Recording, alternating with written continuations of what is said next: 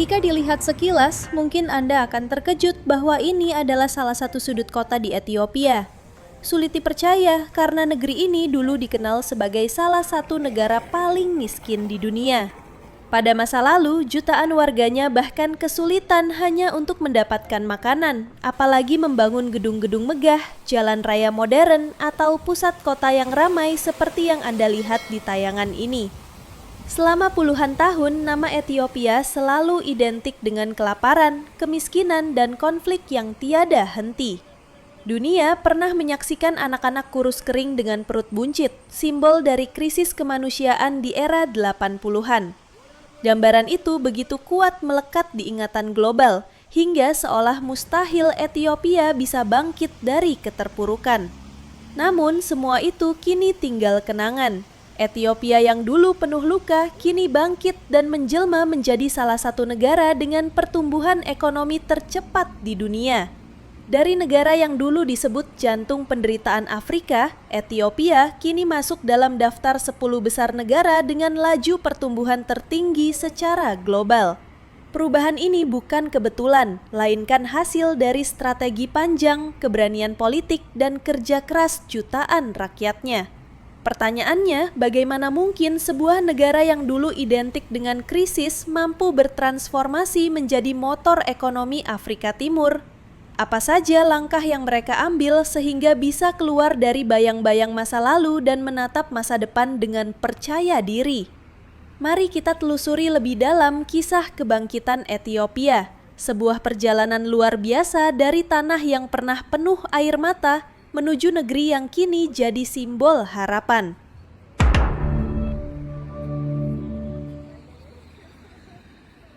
Mari kita mundur sejenak.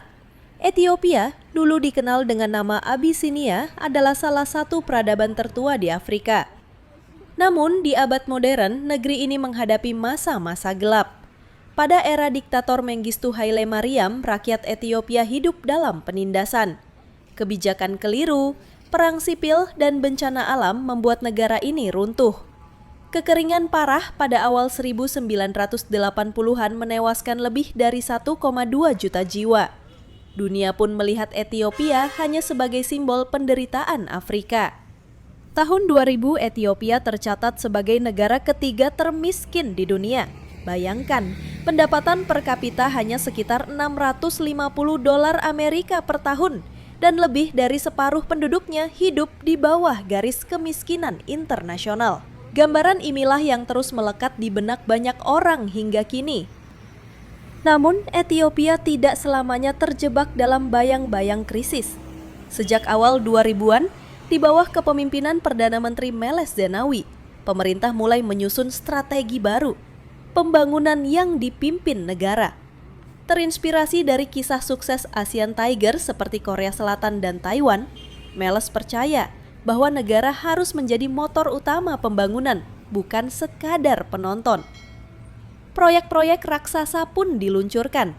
Jalan raya, jalur kereta, bendungan, sekolah, rumah sakit, hingga telekomunikasi dibangun dengan agresif.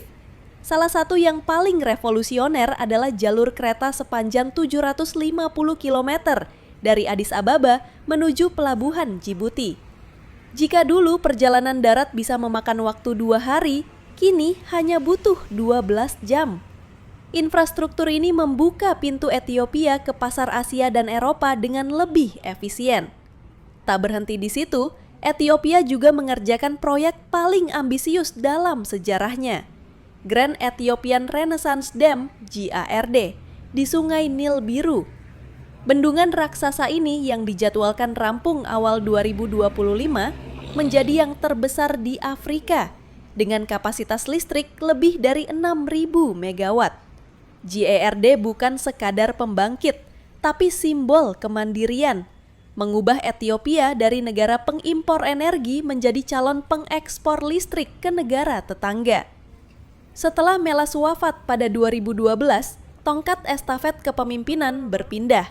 Dan disinilah muncul sosok Abiy Ahmed, Perdana Menteri muda berusia awal 40-an yang membawa semangat baru bagi Ethiopia. Ia bukan hanya melanjutkan agenda pembangunan infrastruktur, tapi juga melakukan reformasi politik besar-besaran. Abiy membuka ruang demokrasi, membebaskan tahanan politik, mendorong kebebasan pers, dan yang paling monumental, menandatangani perdamaian dengan Eritrea setelah Perang Dingin berkepanjangan selama 2 dekade. Langkah berani itu membuat Abiy Ahmed diganjar hadiah Nobel Perdamaian pada tahun 2019. Dunia melihat Ethiopia bukan lagi sekadar negara berkembang yang berusaha membangun ekonomi, tetapi juga sebagai contoh rekonsiliasi politik di Afrika. Setelah fondasi infrastruktur dibangun di era Meles Zenawi, lalu diperkuat dengan reformasi politik dan kepercayaan internasional di bawah Abiy Ahmed, Ethiopia pun siap melangkah lebih jauh. Negeri ini mulai menyadari bahwa jalan menuju kemakmuran tidak bisa lagi hanya bertumpu pada pertanian. Dibutuhkan strategi baru yang lebih berani, lebih modern, dan mampu membuka pintu bagi investasi global. Dari sinilah lahir sebuah agenda besar, industrialisasi secara masif. Kawasan industri baru bermunculan di berbagai wilayah, dengan salah satu yang paling menonjol adalah Hawassa Industrial Park. Kawasan ini dirancang khusus untuk menjadi pusat produksi tekstil berskala global. Bukan hanya pabrik-pabrik lokal yang berdiri di sana, tetapi juga nama-nama besar dunia seperti H&M, Zara, Calvin Klein, hingga Tommy Hilfiger yang kini memindahkan sebagian lini produksinya ke Ethiopia. Hasil dari strategi ini mulai terlihat nyata. Jika 2 dekade lalu lebih dari 2/3 produk domestik bruto Ethiopia masih bergantung pada pertanian, kini kontribusinya tinggal 1/3 saja. Sebaliknya, sektor manufaktur dan konstruksi terus meroket hingga mencapai 1/4 dari PDB nasional. Artinya, struktur ekonomi Ethiopia benar-benar sedang bergeser. Mereka tidak lagi hanya dikenal sebagai negeri agraris, tetapi mulai menapaki jalan menuju negara industri modern. Transformasi ini juga membawa dampak sosial yang besar.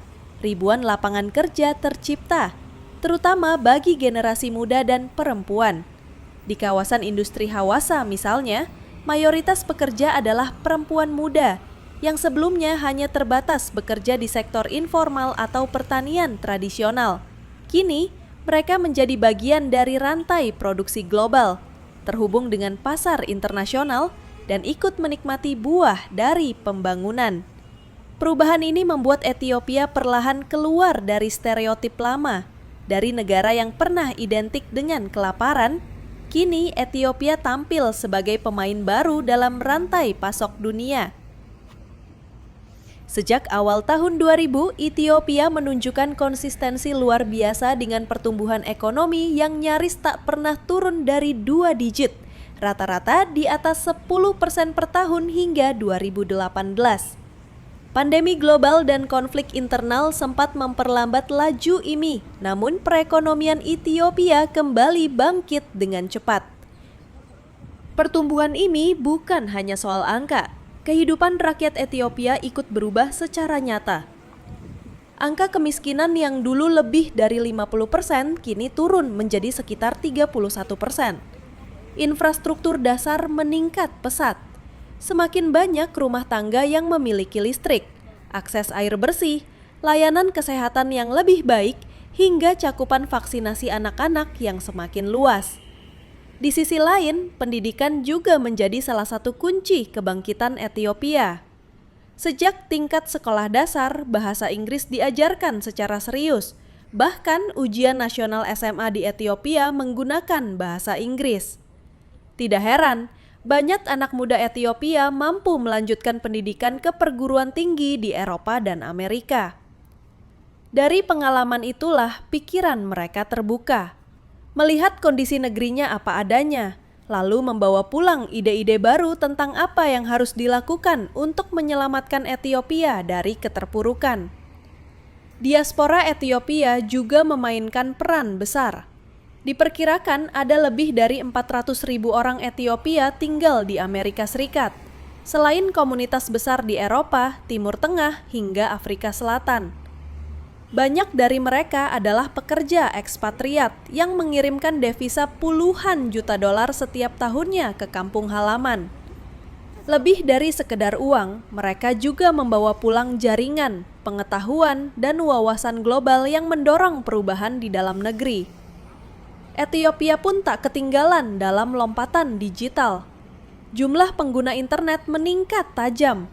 Layanan keuangan digital kini digunakan oleh lebih dari 60 juta orang, dan investasi asing mulai masuk ke sektor teknologi.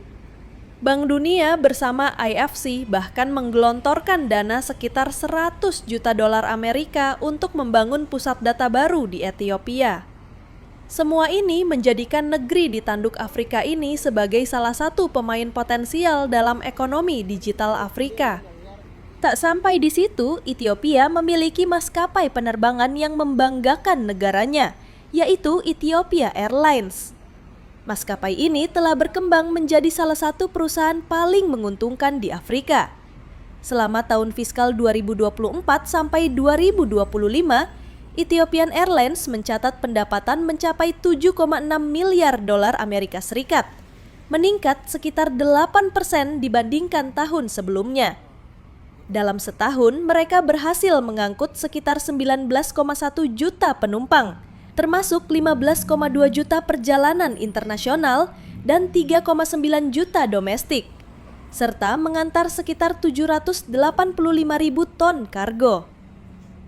Rute-rute internasional kini mencapai 145 destinasi, didukung dengan penambahan 13 pesawat baru dan perencanaan penambahan 20 pesawat lagi pada 2026. Jaringan Ethiopian Airlines terus berkembang, menghubungkan Ethiopia tidak hanya dengan berbagai penjuru benua Afrika, tetapi juga Eropa, Timur Tengah, Asia, dan Amerika. Tak heran jika Ethiopian Airlines sering dijuluk Singapore Airlines-nya Afrika, karena prestasinya yang konsisten sebagai maskapai paling menguntungkan di benua ini, sekaligus memenuhi standar global dalam keselamatan, efisiensi, dan jangkauan layanan. Kisah Ethiopia mengajarkan kita satu hal penting. Pembangunan infrastruktur yang terencana dengan baik bukan hanya soal membangun jalan atau jembatan, tetapi soal membangun masa depan. Dengan strategi yang tepat, infrastruktur bisa mengangkat jutaan orang keluar dari kemiskinan dan mengubah wajah sebuah negara.